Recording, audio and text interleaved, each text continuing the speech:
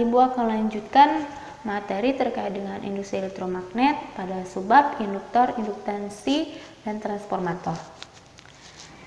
Langsung saja kita kepada materi induktansi. Yang pertama yaitu induktansi diri. Induktansi diri merupakan sifat yang dimiliki oleh kumparan yang memungkinkan timbulnya GGL induksi akibat perubahan arus listrik pada kumparan itu. Besar GGL induksi atau epsilon sebanding dengan besar perubahan arus I terhadap waktu T. Sesuai dengan persamaan, epsilon sama dengan min L dI per dt. Dengan L adalah koefisien yang disebut induktansi diri atau koefisien induksi diri dari kumparan. Satuan induktansi diri adalah Henry atau H besar yang nilainya didefinisikan sebagai berikut. Induktansi diri kumparan bernilai 1 Henry jika laju perubahan arus listrik sebesar 1 ampere per sekon yang melalui kumparan itu menghasilkan GGL induksi diri sebesar 1 volt. Contoh soal. Sebuah kumparan mempunyai nilai induktansi 5 mH. Jika arus listrik yang mengalir pada kumparan itu memenuhi persamaan I sama dengan 5 sin 400 T dalam satuan ampere, berapakah besar GGL maksimum yang timbul? Langsung saja kita ke penyelesaian. Diketahui I sama dengan 5 sin 400 T ampere, L sama dengan 5 mH sama dengan 5 kali 10 pangkat negatif 3 Henry.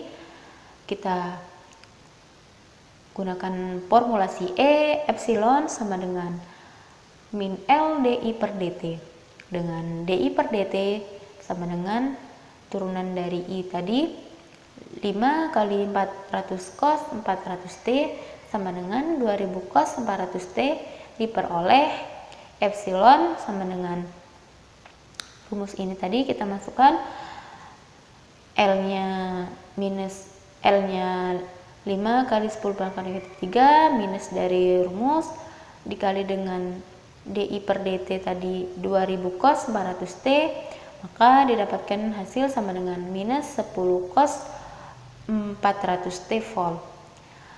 Dengan mengingat rumus epsilon sama dengan epsilon maksimum sin omega T atau epsilon sama dengan epsilon maksimum, maka atau epsilon sama dengan epsilon maksimum cos omega T, kita peroleh nilai GGL maksimumnya adalah epsilon maksimum sama dengan minus 10 volt.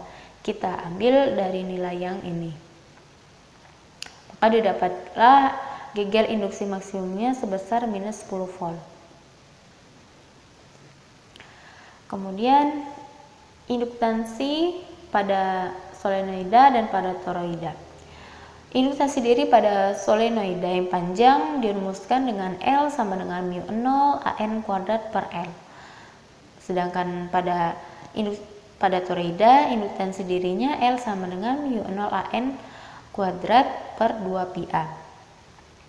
Perbedaannya hanya pada L dan 2 pi A. Karena pada toroida L-nya sama dengan 2 pi A. Sedangkan pada solenoida hanya L saja.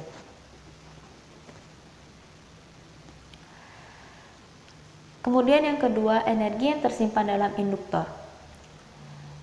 Besar energi listrik E yang tersimpan pada kumparan induktor yang memiliki induktansi diri L dan dialiri arus I dirumuskan dengan E sama dengan setengah Li kuadrat, di mana L tadi induktansi diri dan I-nya adalah arus yang mengaliri.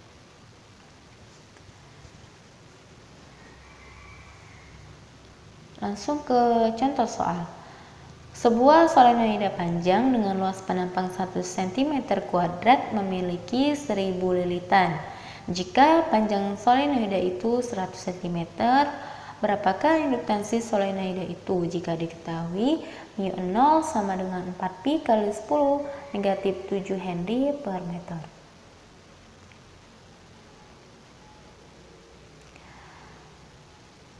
Langsung saja kita ke penyelesaiannya.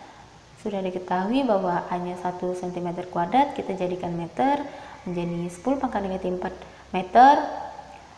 dengan jumlah lilitannya 1000 lilitan dan panjangnya 100 cm, kita jadikan meter menjadi 1 meter. Maka indukansi diri pada solenoida itu yaitu L sama dengan μ0 AN kuadrat per L. μ0 nya sudah diketahui 4pi kali 10 pangkat negatif 7 Henry per meter dikali dengan luasnya sama dengan 10 pangkat negatif 4 meter kuadrat dikali dengan jumlah lilitannya 1000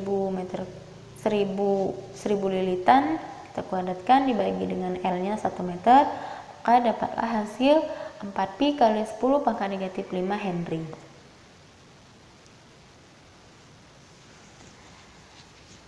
Contoh soal yang kedua, sebuah toroida dengan luas penampang 1 cm kuadrat mempunyai keliling 80 cm. Jika jumlah lilitannya 5000, tentukan yang A, induktansi toroida itu, dan B, energi yang tersimpan dalam toroida jika dialiri arus 25 mA dengan μ0 sama dengan 4V kali 10 pangkat negatif 7 Henry per meter. Saja kita ke penyelesaiannya. Diketahui A nya sama dengan 1 cm kuadrat sama dengan 10 pangkat negatif 4 meter, I nya sama dengan 25 kali 10 pangkat negatif 3 ampere dengan jumlah lilitannya 5000 dan panjang toroidanya L sama dengan 80 cm, kita jadikan meter jadi 0,8 meter. Kemudian yang A, kita disuruh menentukan induktansi toroida. Induktansi pada toroida tadi rumusnya L sama dengan μ0 AN kuadrat per 2πa. Kita masukkan μ0, kemudian ini nilai A nya, kemudian jumlah lilitannya dibagi dengan 2πa. Maka dapatlah hasil 1,25pi kali 10 pangkat negatif 3 Henry. Kemudian yang B, energi yang tersimpan dalam toroida itu, di mana rumus energi yang tersimpan dalam suatu induktor E sama dengan setengah Li kuadrat. Dengan setengah, L nya sudah kita dapatkan 1,25pi kali 10 pangkat negatif 3 Henry. Kemudian arusnya tadi sebesar 25 kali 10 pangkat negatif 3 ampere. Dapatlah hasil 3,9pi kali 10 pangkat negatif 7 joule. Jadi induktansinya sebesar 1,25pi kali 10 pangkat negatif 3 Henry, sedangkan energi yang tersimpannya sebesar 3,9pi kali 10 pangkat negatif 7 joule. Selanjutnya transformator. Apa itu transformator? Coba kalian perhatikan gambar ini. Ini merupakan trafo atau transformator. Transformator adalah alat untuk mengubah nilai tegangan V, arus bolak-balik atau alternating current tanpa kehilangan daya yang cukup besar. Persamaan transformator itu dapat dituliskan dengan Vp per Vs sama dengan Np per Ns sama dengan Is per Ip, di mana Vp adalah tegangan pada kumparan primer, Vs tegangan pada kumparan sekunder, Np banyaknya lilitan pada kumparan primer, dan Ns banyaknya lilitan pada kumparan sekunder, dan Is adalah arus pada kumparan sekunder, Ip arus pada kumparan primer. Sedangkan untuk efisiensi transformator dapat dirumuskan sama dengan Np per Ns dikali dengan 100%.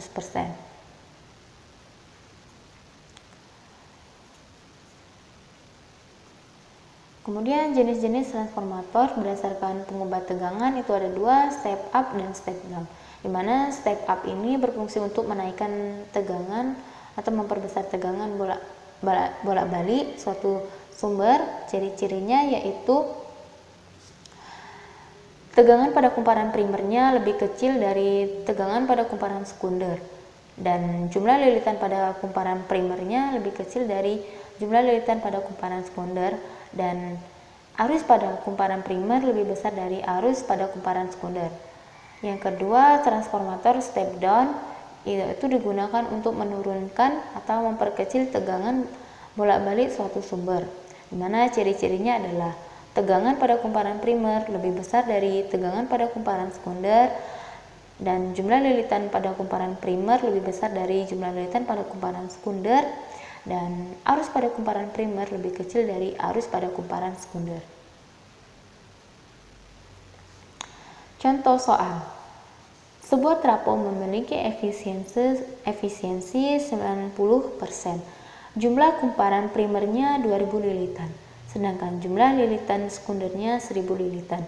Kumparan primer kemudian dihubungkan pada sumber tegangan 220 volt. Jika pada saat diukur kumparan sekunder mampu mengeluarkan arus 4 ampere, tentukan yang A tegangan pada kumparan sekunder dan yang B kuat arus pada kumparan primer. Diketahui efisiensinya tadi 90%, jumlah lilitan pada kumparan primernya 2000 lilitan dan jumlah lilitan pada kumparan sekundernya 1000 lilitan. Tegangan pada kumparan primernya 220 volt, arus pada kumparan sekundernya 4 ampere. Yang ditanya tegangan pada kumparan sekunder dan arus pada kumparan primer. Yang pertama, tegangan pada kumparan sekunder. Tadi sudah diketahui bahwa tegangan pada kumparan sekunder per tegangan pada kumparan primer sama dengan jumlah lilitan pada kumparan sekunder per jumlah lilitan pada kumparan primer. Sehingga tegangan pada kumparan sekunder sama dengan tegangan pada kumparan primer dikali dengan jumlah lilitan pada kumparan sekunder dibagi dengan jumlah lilitan pada kumparan primer. Kita masukkan nilainya.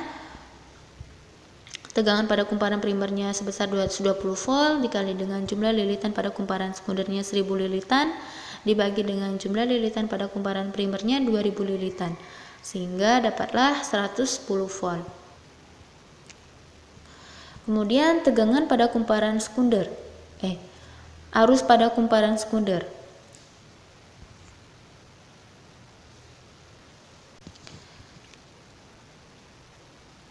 Selanjutnya kita disuruh mencari arus pada kumparan primer, di mana efisiensi sama dengan tegangan pada kumparan sekunder dikali dengan arus pada kumparan sekunder per tegangan pada kumparan primer dikali dengan arus pada kumparan primer.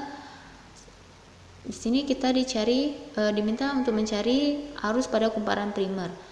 Formulasinya menjadi tegangan pada kumparan sekunder dikali dengan arus pada kumparan sekunder dibagi dengan tegangan pada kumparan primer kemudian dikali dengan efisiensinya. Sehingga tegangan pada kumparan sekunder tadi sudah kita dapatkan bahwa besarnya sebesar 110 volt dikali dengan arus pada kumparan sekundernya 4 ampere, kemudian tegangan pada kumparan primernya 220 volt dikali dengan efisiensi sebesar 90%, dapatlah arus pada kumparan primernya sebesar 2,22 ampere. Jadi tegangan pada kumparan sekunder sebesar 110 volt, sedangkan kuat arus pada kumparan primernya sebesar 2,22 ampere. Ini adalah salah satu contoh penerapan dari induksi elektromagnet. Yang pertama yaitu generator AC sederhana dan yang kedua dinamo pada sepeda.